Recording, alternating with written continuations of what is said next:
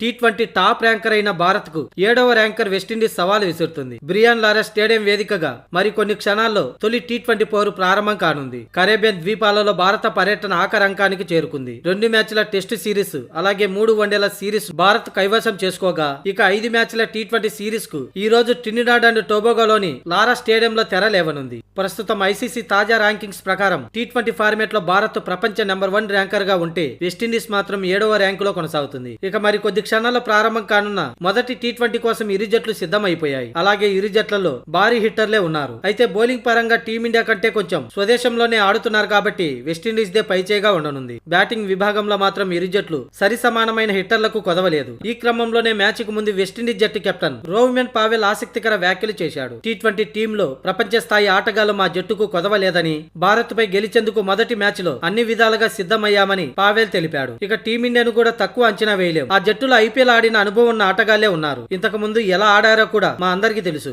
అందుకు అనుగుణంగానే మొదటి టీ20 మ్యాచ్ కి సిద్ధమయ్యామని పావెల్ తెలిపాడు. మరియు ముఖ్యంగా మా టార్గెట్ మాత్రం సూర్యకుమార్ యాదవ్ ను అవుట్ చేస్తే సగం విజయం సాధించినట్టే. అలాగే శుభమన్ గిల్ కూడా అద్భుత ప్లేయర్ అని చెప్పవచ్చు. ఐపీఎల్ లో టీ20లో అతడు ఆడిన ఆట తీరును చూస్తే అర్థమవుతుందని, అయినా కూడా మేము మంచి ప్లాన్ తోనే బరిలోకి దిగుతున్నామంటూ రోవ్మెన్ పావెల్ తెలిపాడు.